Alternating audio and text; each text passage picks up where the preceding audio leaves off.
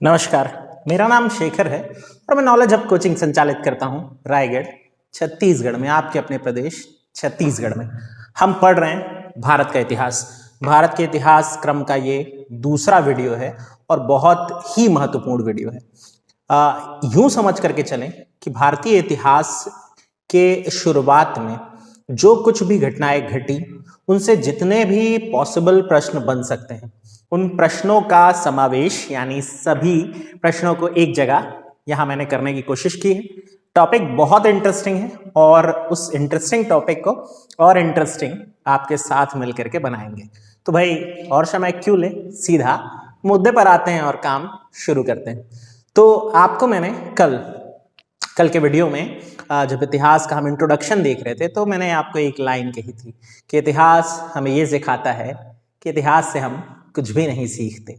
लेकिन यहाँ बात सिर्फ इतिहास को सीखने की नहीं है, यहाँ बात है इतिहास के साथ आए हुए जो फैक्ट हैं उन्हें याद करने की।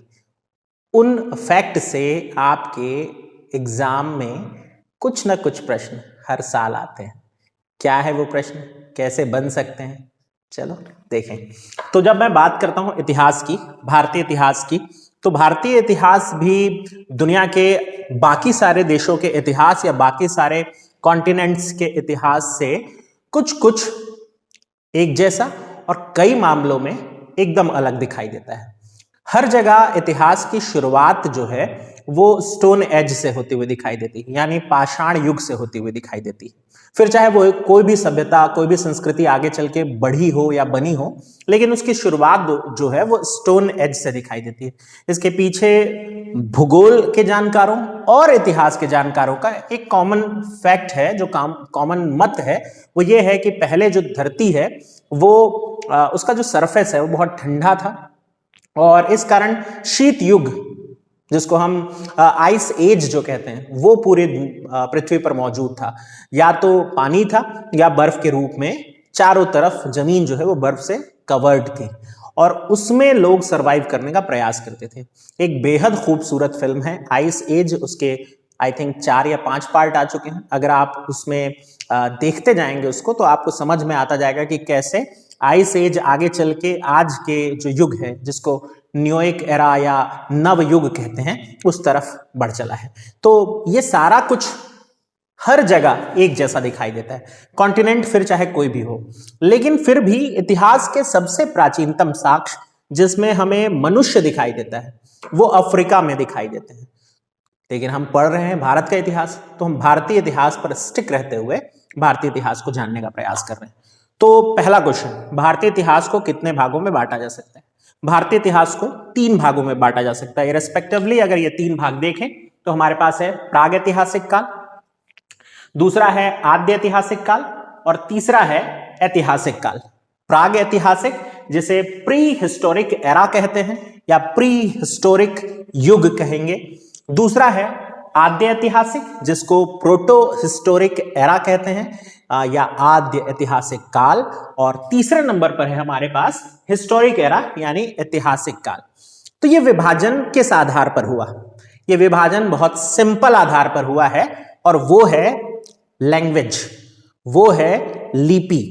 लिपि समझते हैं? स्क्रिप्ट। जैसे यहां पर आप जो कुछ भी लिखा हुआ देख रहे हैं वो देवनागरी में लिखा हुआ है। ऐसी हर लैंग्वेज की अपनी एक स्क्रिप्ट होती है, उस स्क्रिप्ट पर ये सब कुछ बेस करता है। अब स्क्रिप्ट क्यों इतनी जरूरी है, इसको अगर जाने तो मैं आपको बहुत प्यारी सी एक थ्योरी बता रहा हूं। इंसान को इंसान क्या बनाता है? बहुत सिंपल सा प्रश्न है। इंसान को इंसान क्या बनाता है? वो कौन सी चीज है, वो कौन सी क्वालिटी है जिसके कारण इंसान इंसान कहलाया? वैसे तो अरस्तु ने कह दिया था कि भाई man is a social animal, मनुष्य जो है वो एक सामाजिक प्राणी है, सामाजिक जीव है। तो हम भी बाकी के जानवरों की कैटेगरी में ही आ गए। लेकिन फिर हम में अलग क्या है? हमें अलग 2 चीजें हैं। पहली, हमारे पास सोचने की क्षमता है। ऐसे तो जानवरों में भी होती है, लेकिन जो हम सोच रहे हैं, जो भी भावनाएं, जो भी फीलिंग हमारे भीतर आ रही हैं, हम उसे शब्दों में व्यक्त कर पाते हैं। बाकी के जानवर या जीव जंतु भी व्यक्त करते हैं, कुछ रो करके, कुछ चिल्ला करके, कुछ अलग अलग तरह के एक्ट दिखा करके। जैसे आप देखे होंगे कि कोई भी जैसे आप सुने होंगे कि कुत्ता जैसा होता है तो उसको बड़ी फीलिंग की बड़ी समझ होती है, आप दुखी हो तो वो भी आपके साथ साथ दुखी हो जाता है, तो फीलिंग उनमें भी है, लेकिन हम उस फीलिंग को, उस दुख को किसी और को बोल करके कम कर सकते हैं, हल्का कर पाते हैं, हम डिस्कस कर सकते हैं वो चीज। तो हमारे पास संवाद की जो शक्ति है, यानी जो भी हम सोच रहे हैं उसको भाषा में व्यक्त करना, वो क्वालिटी है। दूसरा, अगर हम सिर्फ भाषा में व्यक्त करते रहते और उसे कहीं स्टोर नहीं करते तो हम आने वाली पीढ़ी को क्या दे करके जाते। तो इस मामले में हमारी मदद की दूसरी क्वालिटी, अंगूठा। मानव को मानव बनाने में दूसरा बड़ा योगदान अंगूठे का है। अंगूठा पकड़ मजबूत करता है और वो जो ग्रिप है जिसके कारण आप लिख पाते हैं वो अंगूठे से संभव हो पाया। उस ग्रिपिंग ने इंसान को जो भी उसके थॉट प्रोसेस थे उसको लिखने की छूट दी, उसको किसी जगह रिटन डॉक्यूमेंट के रूप में छोड़ने की छूट दी, और फिर इंसान ने अपने साक्ष्य, अपनी जो यादें थी, अपनी जो समझ थी, अपने जो अनुभव थे वो अपने आने वाली पीढ़ियों के लिए छोड़ना शुरू किया। और यहाँ से सामाजिकरण का जन्म हुआ, यहाँ से लोग सामाजिक होते गए, एक वर्ग जो है उसके भीतर एक जैसी समझ विकसित होती चली गई। तो ये इंसान को इंसान बनाने वाली क्वालिटी है। और इसी क्वालिटी के आधार पर ये तीन विभाजन हम देख पाते हैं, यानी प्रागैतिहासिक, आद्य ऐतिहासिक और ऐतिहासिक। बहुत सरल तरीके से पहले नंबर पर आते हैं प्रागैतिहासिक काल, यानी ऐसा समय जब इंसान बोल लेता था, एक दूसरे को समझ लेता था, लेकिन उसने अपने भाषा की कोई भी स्क्रिप्ट तैयार नहीं की, यानी कि कोई लिपि उसने तैयार नहीं की। जैसे आज हम लिपि बना रखे हैं, ऐसे उसने कोई लिपि नहीं छोड़ी। तो उसके समय जो कुछ भी हुआ वो समझ पाने के लिए हमारे पास कोई रिटन डॉक्यूमेंट नहीं है। तो हम फिर किस पर निर्भर होते हैं? उसने कहीं पेंटिंग कर दी है, केव पेंटिंग, गुफा चित्र बना दिए, कहीं दीवालों पर चित्र बना दिए, भित्ति चित्र जिसे कहते हैं, तो हम वो देख करके अनुमान लगाते हैं, हाँ ऐसा करता होगा। या फिर उसके समय का कहीं हथियार मिल गया हमको, हाँ यार ये हथियार बना लेता था, यानी इसका माइंड लेवल, आईक्यू लेवल इतना होगा कि इसको ये हथियार की समझ आ गई, किस तरह से हथियार बनते हैं।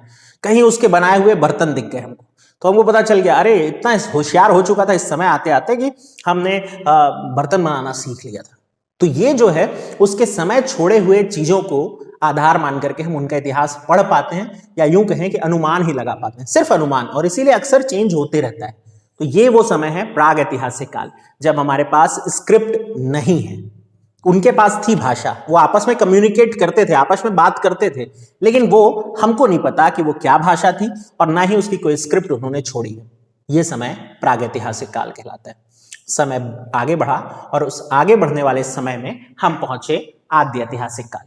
आद्य ऐतिहासिक काल यानी वह समय जब इंसान ने बोलने के साथ साथ लिखना भी शुरू कर दिया था, और पर्टिकुलर अपने अल्फाबेट तैयार कर लिए थे। जैसे आज हम अ से लेकर ज्ञ तक और या फिर ए से लेकर जेड तक अल्फाबेट में एक्सप्रेस करते हैं, उन्होंने भी अल्फाबेट बना लिए थे। लेकिन अनफॉर्चुनेटली ये दुख की बात है कि हम उस अल्फाबेट को अब तक डिकोड नहीं कर पाए।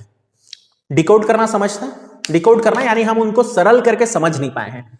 तो वो जो लैंग्वेज थी वो सिंबॉलिक लैंग्वेज है, इसको पिक्टोग्राफिकल लैंग्वेज कहते हैं या भाव चित्रात्मक लिपि कहते हैं। तो उन्होंने सिंबल, अच्छा चाइनीज लैंग्वेज तो देखे होंगे, कुछ पल्ले नहीं पड़ता उन्होंने क्या लिख रखा है ना। जैसे मैं बीच में कोशिश किया था मैंने चाइनीज सीखने की, तो वो बड़ा इंटरेस्टिंग था। जैसे उन्होंने इस तरह से एक संरचना बना दी और उसका मीन पूछा, इसका मतलब क्या है? तो भाई इसका मतलब आप कुछ भी सोचते रहे, उन्होंने ये बोला कि ये दरवाजा है, ये गेट है, और वो भी डबल साइड वाला।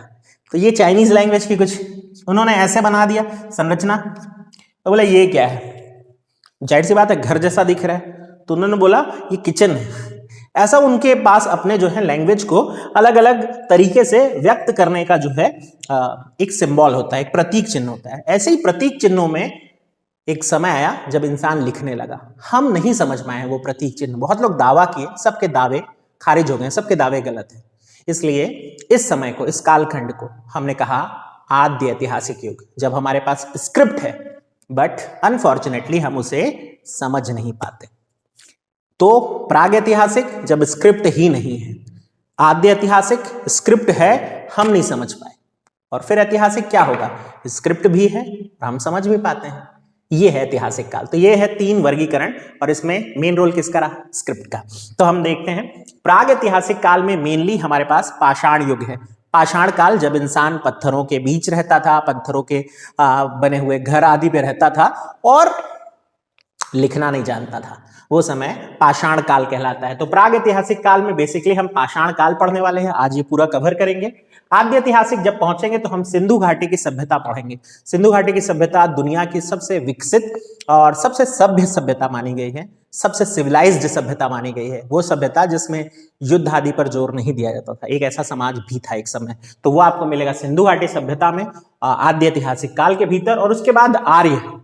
अब बहुत सारी थ्योरी है कि आर्य बाहर से आए, इंट्रूडर थे, बाहर की हमलावर थे, और कुछ इतिहास का नया हिस्सा, नया शोध कह रहा है कि आर्य हमेशा से यहीं थे। उस डिबेट पर नहीं जाते, लेकिन हम ये जानते हैं कि आर्य जब आए तो अपने साथ संस्कृत लेकर के आए, फिर संस्कृत की स्क्रिप्ट के रूप में देवनागरी।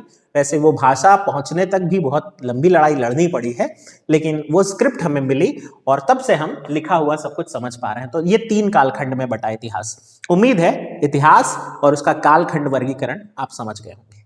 अगर समझ गए हैं तो हम प्राग ऐतिहासिक काल के भीतर पाषाण काल समझने वाले हैं। नाम से ही समझ में आ रहा है, पाषाण काल या स्टोन एज, ये वो समय है जब इंसान का जीवन पत्थर के बने औजार, पत्थर से बनी हुई जगह जहां वो रह सके छुप करके, या पत्थरों के बीच से ही उसको जो कुछ भी सर्वाइवल के लिए चाहिए था वो सब कुछ प्राप्त होता था।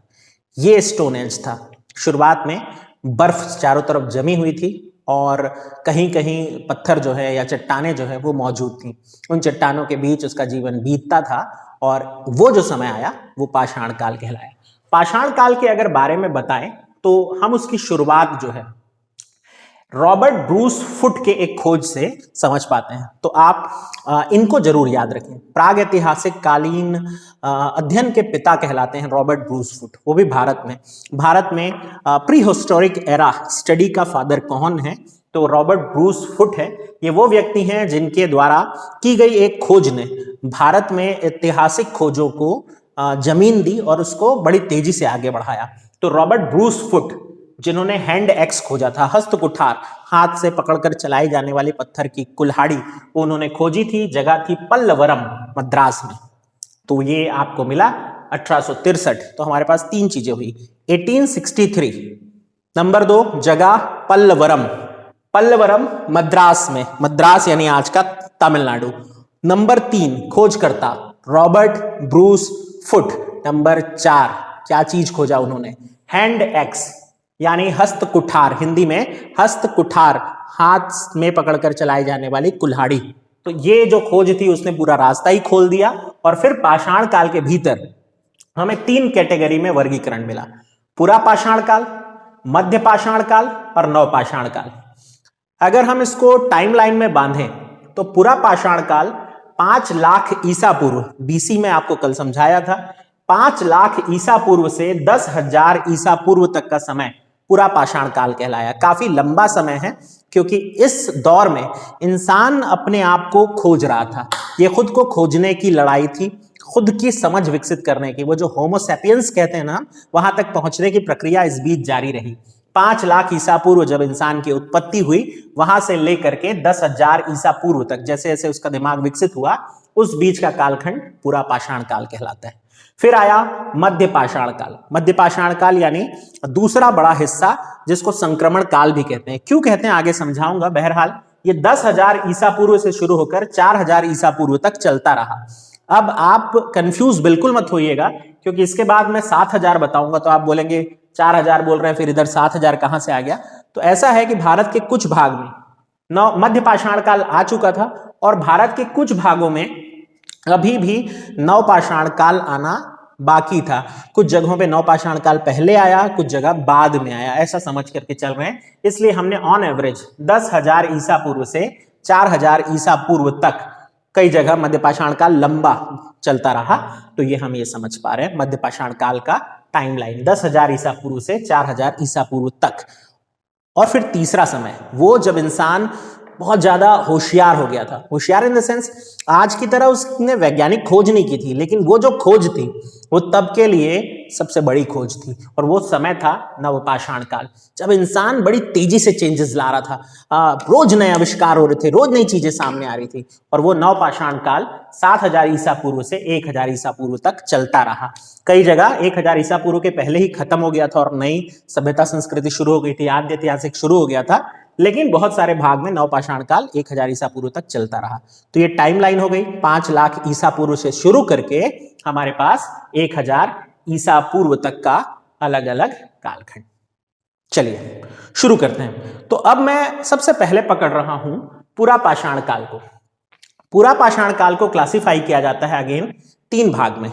पुरापाषाण काल के भीतर निम्न पुरापाषाण काल, मध्य पुरापाषाण काल और उच्च पुरापाषाण काल। तो हुआ क्या है, बस निम्न, मध्य और उच्च शब्द जोड़ना है, बाकी तो पुरापाषाण काल ही है। 3 भाग में बटा हुआ है। निम्न यानी एकदम शुरुआती, जब इंसान बिल्कुल समझ विकसित नहीं हुई थी, एकदम बर्बर आचरण करता था, कुछ भी करता रहता था, ये वो समय। मध्य पाषाण काल जब उसकी थोड़ी थोड़ी समझ विकसित होने लगी, और उच्च पुरापाषाण काल जब वो थोड़ा सा स्मार्ट बंदे के रूप में बदलने लगा। ये वो जो समय है पुरापाषाण काल के भीतर है। यानी अभी हम सिर्फ ये हिस्सा डिस्कस कर रहे हैं, 5 लाख से लेकर 10,000 बीसी के बीच 3 भाग में विभाजन। फिर मध्य और नौ को आगे पढ़ेंगे। तो मैं सबसे पहले शुरू करता हूं निम्न पुरापाषाण काल के सिंबल या वो चिन्ह, वो चीजें जिनसे हम पता कर पाए। शुरुआत निम्न पुरापाषाण काल की। निम्न पुरापाषाण काल यानी वो समय जब मनुष्य पूरी तरह से असभ्य था, बर्बर था, उसे कपड़ा पहनने की तमीज नहीं थी, वो जानता भी नहीं था।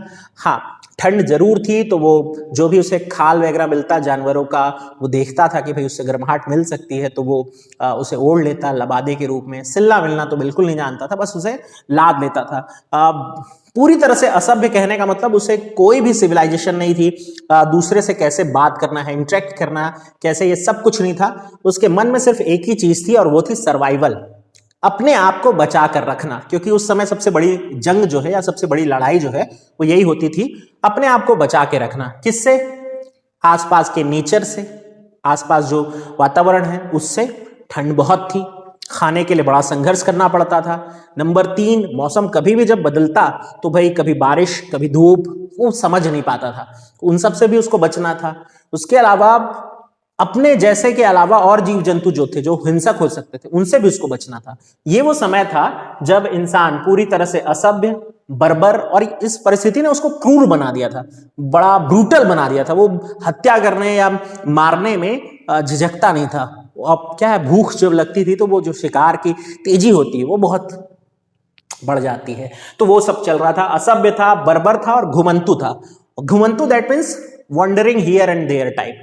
आज यहाँ है, कल दूसरे जगह, परसों तीसरी जगह, खाने की तलाश में उसको भटकना पड़ता था। कहीं एक जगह ठौर ठिकाना नहीं था कि भाई यहाँ खाना रेगुलर मिल जाएगा। अब ऐसा तो नहीं था कि रोज एक खरगोश आ जाए बोले आज मेरे को खा ले, नहीं था भाई ऐसा। तो उसे वो ढूंढना पड़ता था, और उस ढूंढने के चक्कर में उसे लंबी लंबी यात्राएं करनी पड़ती थी। तो ये है आपके लिए निम्न पुरापाषाण काल का बेसिक स्ट्रक्चर। उसके बाद अगर देखें तो इसके साक्ष्य कहाँ कहाँ मिले हैं, तो ये बड़ा आसान है। भारत में इसके साक्ष्य कहाँ नहीं मिले हैं वो देख लीजिए, फिर आपको आसान हो जाएगा। गंगा नदी के घाटी किनारे नहीं मिले, तो गंगा नदी के घाट किनारे बिल्कुल नहीं मिले हैं। सिक्किम में नहीं मिले हैं, असम में नहीं मिले हैं, यानी नॉर्थ ईस्ट की तरफ नहीं मिले हैं, और केरल में नहीं मिले हैं। इतनी सारी जगह नहीं मिले, गंगा नदी घाटी, सिक्किम, असम, केरल। बाकी शेष भारत में मिले, बाकी के पूरे भारत में मिलते हैं। छत्तीसगढ़ में भी मिले भाई साहब, हमारे रायगढ़ में, तो बाकी सब जगह साक्ष्य मिले, लेकिन गंगा नदी घाटी, सिक्किम, असम और कहा, केरल में नहीं मिले। इसके अलावा अगर हम देखें क्या करता था उस समय, मेनली शिकार करता था, उसका मेन मोटिव था शिकार। जो मिला मारो खाओ, बस आज का हो गया काम, अगले शिकार के लिए कल सोचेंगे। उसके लिए उसको हथियार भी चाहिए होते थे। हथियारों में उसके पास खास हथियार थे हैंड एक्स। आप देख पा रहे हैं, हैंड एक्स, हस्त कुठार, हिंदी में ऐसा कहेंगे, हस्त कुठार। और दूसरा था चॉपर चॉपिंग। चॉपर चॉपिंग ये आज की तरह का वो भारी वाली नाइफ होती है ना, वो जिसे मटन वगैरह काटा जाता है, वो वाली नाइफ जो है पत्थर की बनी हुई, लेकिन तो वो चॉपर चॉपिंग। और एक होता था पेबुल। पेबुल भी एक तरह से मोटा गंडासा जो होता है उस तरह का एक यंत्र हुआ करता था या एक हथियार हुआ करता था। तो मेनली ये दो का बड़ा महत्व रहा है, हैंड एक्स और चॉपर चॉपिंग। ये इतना ज्यादा महत्व रहा कि एक तरफ भारत के एक साइड में ज्यादातर लोग हैंड एक्स चला रहे थे और एक तरफ चॉपर चॉपिंग चला रहे थे। कहां कहां है ये पूछ सकता है। हैंड एक्स तो आपको पता चल गया है, मद्रास, ये हमारे रॉबर्ट ब्रूस फुट साहब खोजे थे 1863, रिपीट करते रहे याद हो जाता है।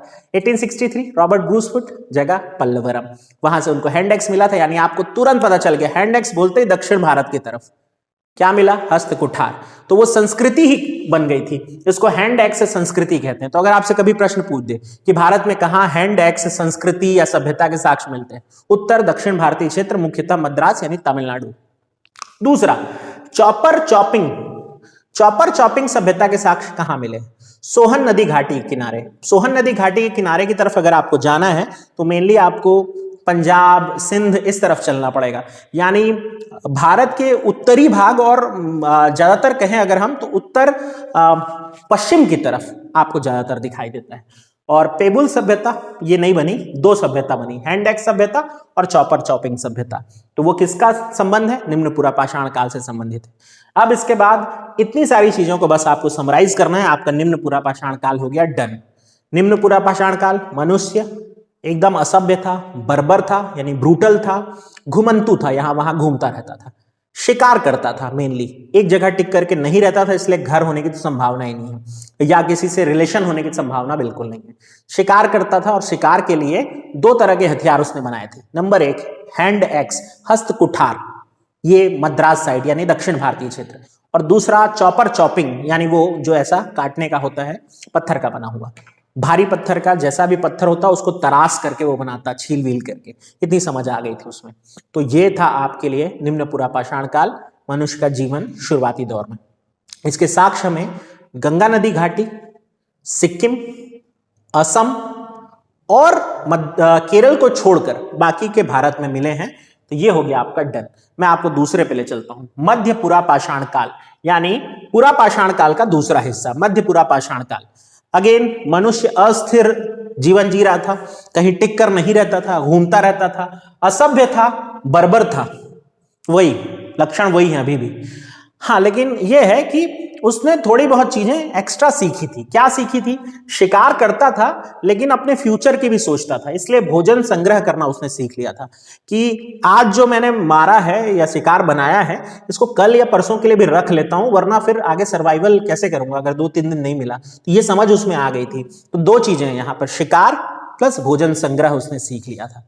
आगे बढ़ते हुए हमको इसके हथियार बनाने के तरीके में नया चीज दिखाई देता है। अब वो पत्थर के फलक से औजार बनाता है, पत्थर के फलक से औजार, और इसलिए ये नाम है फलक संस्कृति। फलक संस्कृति की शुरुआत मध्य पुरा पाषाण काल में हुई थी। ये प्रश्न आ चुका है।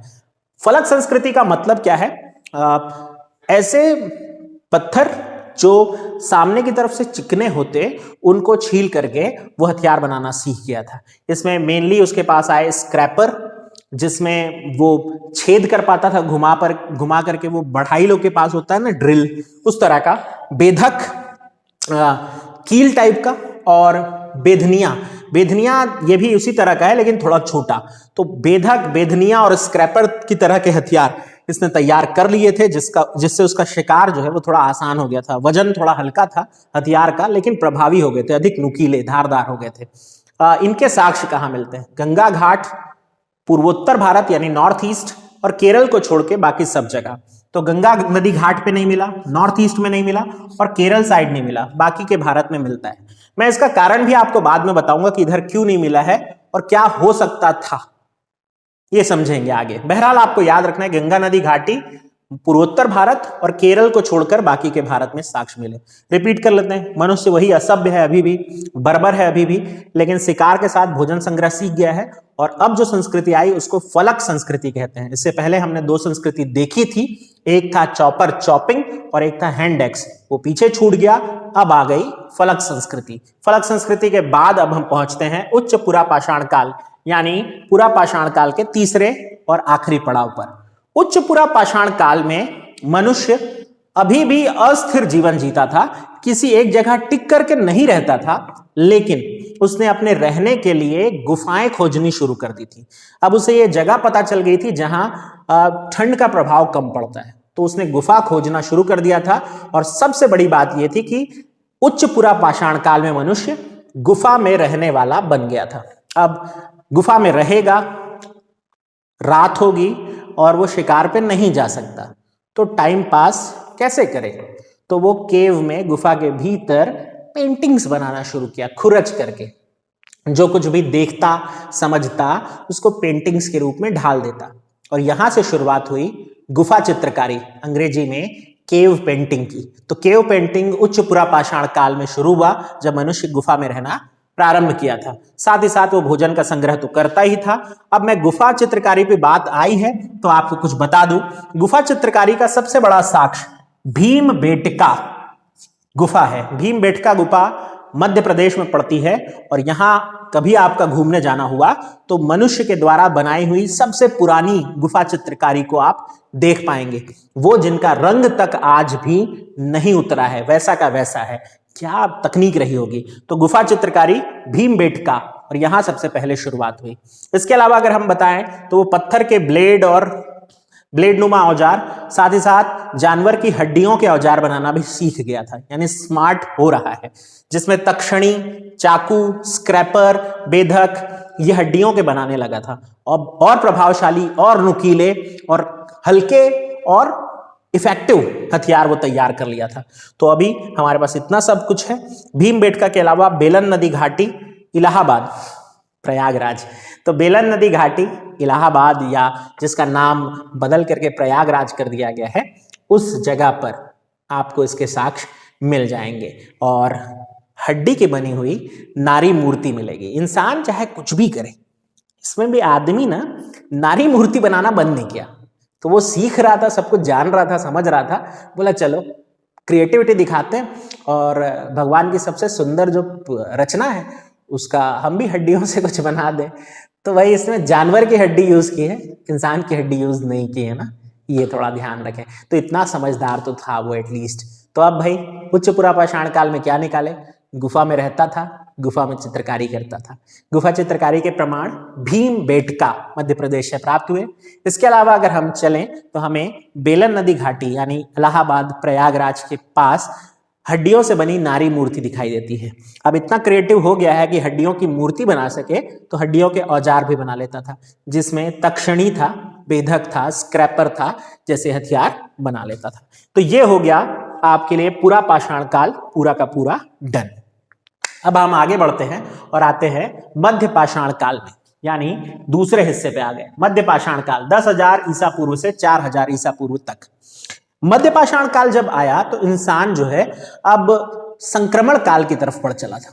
संक्रमण काल क्या है, अब वो समझने का वक्त आ गया है। याद करिए, मैं शुरुआत में वीडियो के बोला था, संक्रमण काल यानी वो समय जो कि पूरा पाषाण काल के खत्म होने को दिखा रहा है और नव पाषाण काल के शुरू होने को दिखा रहा है। ये उन दोनों के बीच की कड़ी है। बहुत सारी जगह पूरा पाषाण काल खत्म हो रहा था और भारत के उसी समय at the same time Bharat में नव पाषाण काल जगह जगह शुरू हो रहे थे।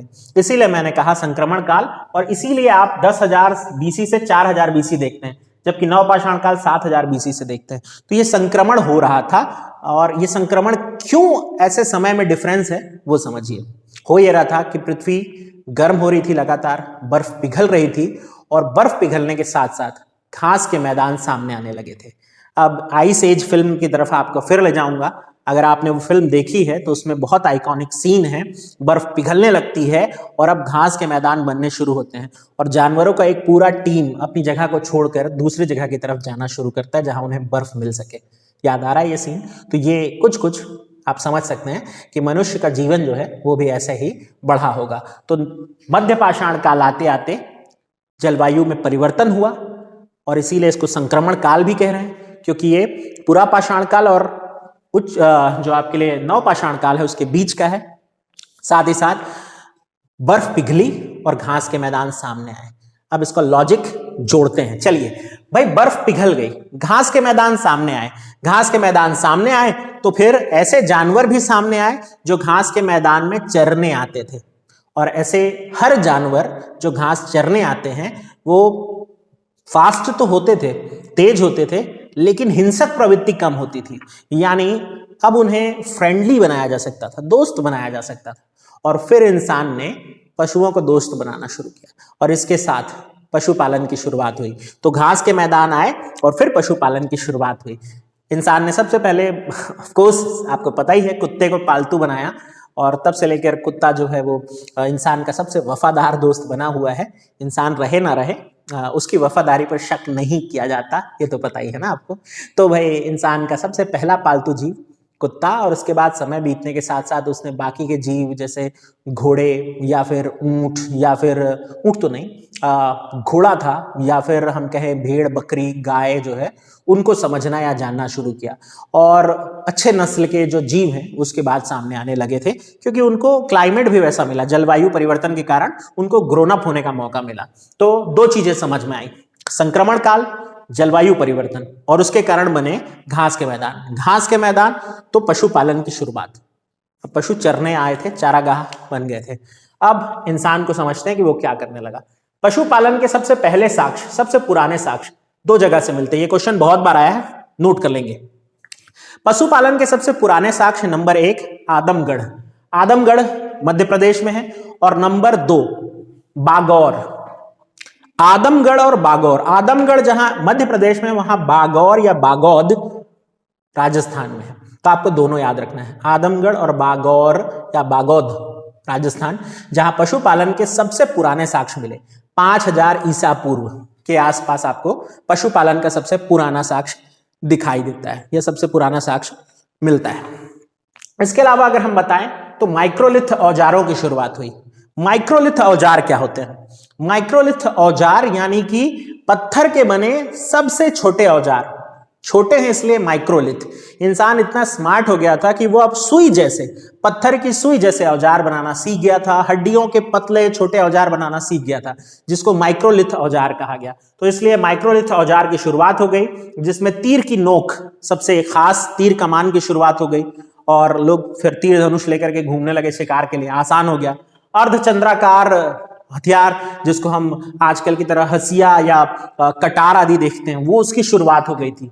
अगर हम देखें तो इसमें कुछ चीजें और समझ में आती है, जैसे ये जो माइक्रोलिथ औजार है, ये खास तौर पे गुजरात के लांघनाज और सरायनहर, ये यूपी की एक जगह है प्रतापगढ़ के पास, उन जगहों पर माइक्रोलिथ औजार ज्यादा दिखाई देते हैं, गुजरात के लांघनाज में और सरायनहर।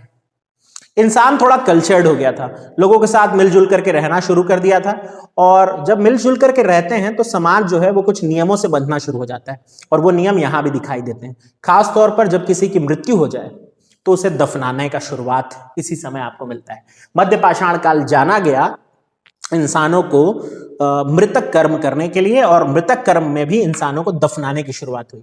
बहुत सारी जगह ऐसी मिली खुदाई में जहां दफनाया गया जो बॉडी है उसका सर पूर्व की तरफ और पैर पश्चिम की तरफ है। एट द सेम टाइम इसी समय के बहुत सारे कब्र ऐसे भी मिली जिसमें जस्ट उल्टा है, यानी पैर पूर्व की तरफ और सर जो है वो पश्चिम की तरफ, ऐसा भी मिला है। तो आप ऐसे आइडेंटिफाई नहीं कर सकते पर्टिकुलर कि इसी तरफ, हाँ, लेकिन उत्तर दक्षिण में कहीं भी शव नहीं मिला है। पूर्व और पश्चिम की तरफ सर और पैर करके दफनाने का रिवाज मिला। साथ ही साथ जो व्यक्ति मर गया है उसकी कुछ चीजें उस कब्र में मिली, जैसे ममीज के साथ करते थे, तो वैसा आपको दिखाई देता है इस समय में, इस कालखंड में। साथ ही साथ आपको कुछ चेंजेस और हैं, कुछ और है जानकारी जो याद रखना है, जैसे शिकार के दृश्य अब गुफाओं में बनने लग गए, और वो भी थे समूह में शिकार। इंसान ग्रुप में हंट करने लगा था, ग्रुप में शिकार करने लगा था, और उसका चित्र उसने गुफाओं में बनाया। और ये भी चित्र आपको भीमबेटका मध्य प्रदेश में देखने को मिल जाएगा, जहां गुफा में शिकार के दृश्य आप देख पाएंगे। कब? तो मध्य पाषाण काल का। इसके अलावा अगर हम देखें सराय नाहर जो प्रतापगढ़ वाला है, ये खोज में मिला हुआ सबसे पुराना स्थल पता चला है मध्य पाषाण काल का। और अगर मैं बताऊं तो लांघनाज और महदहा से कब्र मिली, जो जिसका मैं जिक्र कर रहा था। मजेदार बात यह थी कि इनमें से कुछ कब्र ऐसी है लांघनाज और महदहा से मिली हुई जिसमें पैर मोड़ करके दफनाया गया, यानी कि शव को फोल्ड करके दफनाया गया। सोचिए क्या कठिन विधि होती होगी, क्योंकि कहते हैं मरने के बाद शरीर अकड़ जाता है और आप उसको फोल्ड करते थे और फिर दफनाते थे। क्वाइट स्ट्रेंज, लेकिन ये सब कुछ होता था मध्य पाषाण काल में। तो लांगनाज, मेहदहा, शराय नहर जैसे कुछ शहर आपको हमेशा याद होने चाहिए। आपको एक शहर और मैं बता दे रहा हूँ, आप थोड़ा इसको भी याद रख लीजिए। चिरांद, मेरी तरफ से बोनस रख लीजिए। चिरांद, चिरांद नाम की एक जगह मिलती है जहां से हिरण के सींग प्राप्त हुए हैं, तो आप ये याद रखें। इसके अलावा अगर मैं बताऊं महदहा, महदहा से एक जगह मिली है जहां कंप्लीट भैंस का एक खोपड़ी मिला है जिसे जलाया गया था, तो वो आपको साक्ष्य मिलते हैं मध्य पाषाण काल। वो याद नहीं करेंगे तो चल जाएगा, चिरांद याद कर लीजिए मेरी तरफ से बोनस। तो ये हो गया आपके लिए मध्य पाषाण काल। क्या देखा हमने, इंसान जो है वो थोड़ा सा सभ्य हुआ है, सिविलाइज्ड हुआ है, घास के मैदान मिले हैं तो जानवरों को के साथ रहने लगा है, पशुपालन सीख गया है। अब उसको शिकार के लिए बहुत दूर नहीं जाना पड़ता, लेकिन चूंकि जानवर तेज हो गए हैं, घास के मैदान है, तो हल्के हथियार चाहिए, इसलिए उसने माइक्रोलिथ औजार बना लिए हैं। और इसके प्रमाण आपको सराय नाहर, मेहदहा जैसी जगह से मिले, लांघनाज जैसी जगह से मिले। इंसान जो है वो मृतक कर्म करना सीख गया है, दफनाना सीख गया है। और दफनाता भी कैसे है, तो सर पूर्व पैर पश्चिम या फिर जस्ट उल्टा करके, और कई जगह तो पैर मोड़ करके दफनाने के प्रमाण भी मिले हैं मध्य पाषाण काल में। उम्मीद करता हूं आप समझ गए होंगे ये सब कुछ। अब मैं आगे ले चलता हूं आपको नवपाषाण काल की तरफ, आखिरी समय। नवपाषाण काल सबसे क्रांतिकारी समय कहा गया या युग परिवर्तनकारी समय, बड़ा हिंदी हो गया, लेकिन हाँ, वो जो लाइफ चेंजिंग मूवमेंट्स थे इंसान के लिए, उसकी शुरुआत हो गई थी नवपाषाण काल में। किस तरह से, मनुष्य लगातार नई से नई खोज किया जा रहा था, हर समय कोई नया बंदा अपनी क्रिएटिविटी के साथ आता था। फॉर एग्जाम्पल, खेती की शुरुआत इसी समय हुई, इंसान ने खेती करना शुरू किया। हाँ, लोहा नहीं था, लेकिन भाई उपजाऊ जमीन थी और वहां बस छींट देने से भी खेती हो जाती थी, बीज छींट दिया संभव खेती हो जाती थी। तो खेती की शुरुआत हो गई। नंबर 2 पर इसी समय बढ़ई आदि जो होते थे, कारपेंटर्स, वो शुरू किए अपना काम। और नंबर 3 सबसे खास, वो चक्के का आविष्कार हो गया, व्हील या चक्का जिसको कहते हैं, वो बना। और आपको मजेदार बात बताऊं, चक्का शुरुआत में ट्रेवल करने के लिए नहीं बना था, वो बना था कुंभकारी के लिए, पॉटरी के लिए। आपने देखा है ना, कुंभकारी, वो चक्का चल रहा होता है और उसमें फिर कुंभकार शेप दे रहा होता है। ये जो था चक्के की खोज इसी कारण हुई थी। तो फिर चक्के की खोज हुई और लोगों ने बर्तन बनाना भी शुरू किया, मिट्टी के बर्तन बनते थे। तो यहां पर खास बात है कृषि, बढ़ई यानी कि कारपेंट्री का काम, और मिट्टी के बर्तन। कृषि से हमेशा सवाल आया है, पहले मैं उन सवालों की तरफ आता हूं। भारतीय क्षेत्र में, या इस क्वेश्चन को ऐसा पूछता है, मैं थोड़ा सा यहां पर नीचे लिखने की कोशिश कर रहा हूं, अगर आप देख पा रहे होंगे। भारतीय, इस लाइन को बहुत ध्यान से सुनिएगा, भारतीय उपमहाद्वीप में यानी इंडियन सब कॉन्टिनेंट में कृषि का सबसे पुराना साक्ष्य कहां है? अगर आपसे प्रश्न ऐसा पूछा, सिर्फ भारत नहीं लिखा है, बल्कि क्या लिखा है, भारतीय उपमहाद्वीप, इंडियन सब कॉन्टिनेंट, तो आपको चलना है कहां? मेहरगढ़। मेहरगढ़ प्राचीन क्षेत्र में कृषि का सबसे पुराना जगह माना गया है, जहां गेहूं और जौ की खेती होते हुए मिली अपने को। कहां? मेहरगढ़। मेहरगढ़ बलूचिस्तान में है, बलूचिस्तान पाकिस्तान में है, आपको पता है। और यह भी पता होगा कि बलूचिस्तान लगातार अलग होने की मांग कर रहा है पाकिस्तान से। 7000 ईसा पूर्व पहले जौ और गेहूं की खेती के साक्ष्य मेहरगढ़ बलूचिस्तान में प्राप्त हुए, कृषि का सबसे पुराना साक्ष्य। ये कब लगाना है? जब आपको पूछे कि भारतीय उपमहाद्वीप में कहां सबसे पुराना साक्ष्य मिलता है, क्योंकि बलूचिस्तान अब हमारा नहीं है ना, ये आपको ध्यान रखना है। इसलिए इंडियन सब कॉन्टिनेंट पूछे तो मेहरगढ़, या आपसे पूछे कि गेहूं या जौ की खेती के सबसे पुराने साक्ष्य, तब मेहरगढ़। लेकिन अगर आपको प्रश्न पूछे सिंपल, भारत में खेती का सबसे पुराना साक्ष्य कहां मिलता है, उत्तर होगा कोल्डिहुआ। अगर यहां नहीं दिख पा रहा है आपको कोल्डिहुआ, तो मैं यहां नीचे लिख रहा हूं, देखेंगे, कोल्डी ह आधा और वाह, कोल्डिहुआ। कोल्डिहुआ वो जगह है यूपी की जहां कृषि के सबसे पुराने साक्ष्य मिले चावल लगाने के। तो चावल की खेती का सबसे पुराना साक्ष्य भारत के भीतर यूपी क्षेत्र में दिखाई दिया, जगह का नाम है कोल्डिहुआ। वैसे यूपी की एक यूनिवर्सिटी है, उसने खोज की और ये बताया है कि भाई संत कबीर नगर नाम का जो जिला है वहां खेती का सबसे पुराना साक्ष्य भारत में, जो 6000 से 7000 ईसा पूर्व पुराना है, ऐसा उन्होंने कहा है, लेकिन इसे अब तक किताबों में शामिल नहीं किया गया है। तो आप कोल्डी हुआ को याद रखें और आप मेहरगढ़ को याद रखें। मेहरगढ़ बलूचिस्तान सबसे पुराना 7000 ईसा पूर्व, और 5000 ईसा पूर्व में कोल्डी हुआ भारत, चावल की खेती। उम्मीद है आपको दोनों जगह याद हो गया होगा और दोनों के बीच का वो बेसिक अंतर समझ पाए होंगे। मैं थोड़ा आगे बढ़ता हूं और बताता हूं बर्तन जो बन रहे थे वो किस तरह के थे। काले बर्तन, लाल बर्तन, कई बार काले और लाल दोनों मिक्स, या धूसर बर्तन को यहां मृद भांड, अंग्रेजी में कहें तो ग्रे वेयर, ये भी एक शब्द है, आपको याद रखना है। तो मृद भांड या ग्रे वेयर, काले, लाल या धूसर मृद भांड किस समय की पहचान है? नवपाषाण काल की पहचान। इसके अलावा इंसान जो है वो कुत्ते से इतना अटैच्ड हो गया था कि कई जगह, मुख्य रूप से भारत के कश्मीर में, इंसान और कुत्ते को एक साथ दफनाए जाने के साक्ष्य मिले। इंसान और कुत्ते को एक साथ दफनाए जाने का साक्ष्य कश्मीर के बुर्ज होम से मिला है। कश्मीर का ये जो बुर्ज होम है, ये नवपाषाण काल की वो जगह मानी जाती है जो कि सबसे एकदम, नवपाषाण काल जब एकदम खत्म होने के समय आया था तब की जगह है। यहाँ पत्थर का एक गड्ढा है, उस गड्ढे के ऊपर ढकने के लिए अगेन एक पत्थर की चट्टान रखी जा सकती थी, और उस चट्टान के अंदर, उस गड्ढे के अंदर जिसमें चट्टान ढकी हुई है, अंदर एक कब्र मिली, एक घरनुमा संरचना मिली जिसमें इंसान और कुत्ता एक साथ दफन है। मेरा ये सोचना है कि भाई इंसान घुसा होगा, उसकी तबीयत खराब होगी, साथ साथ वो कुत्ता भी आ गया होगा, और अब वो ढक्कन बंद हो गया होगा। अब इंसान मर गया क्योंकि वो हटा नहीं सकता ढक्कन, तो कुत्ते से भी हटा नहीं होगा, साथ साथ कुत्ता भी मर गया होगा। बहरहाल हो सकता है कुत्ता अपने मालिक के साथ मरना चाह रहा हो, कारण जो भी हो, हमें इंसान और कुत्ते को एक साथ दफनाए जाने के साक्ष्य मिले बुर्ज होम कश्मीर में। शायद इस कहानी से आपको याद रह जाए। तो इतना कुछ था हमारे पास जो कि हमें इस चैप्टर को कंप्लीट करता है, या इस चैप्टर से जुड़े हुए प्रश्नों को कंप्लीट करता है। इससे ज्यादा आपको इसमें हाथ पांव बिल्कुल भी नहीं मारना है। और याद रखें, यह था आपका डेमो वीडियो नंबर 2। इसके बाद मैं सिंधु घाटी की सभ्यता की तरफ लेके चलूंगा। सारे इंपॉर्टेंट चैप्टर शुरू होने वाले हैं, और आप इस पेड क्लास का, इस जो क्लास है उसका हिस्सा बनना चाहें तो एक छोटी सी फीस है, उसके साथ आप गूगल पे या फोन पे में मुझसे वो पेमेंट करके इस क्लास का हिस्सा बन सकते हैं। और मैं हर दिन आपको हिस्ट्री के एटलीस्ट 1 या 2 वीडियो के साथ रोज मिलूंगा, और साथ ही साथ हर हफ्ते आपको हिस्ट्री का एक टेस्ट प्रोवाइड करूंगा।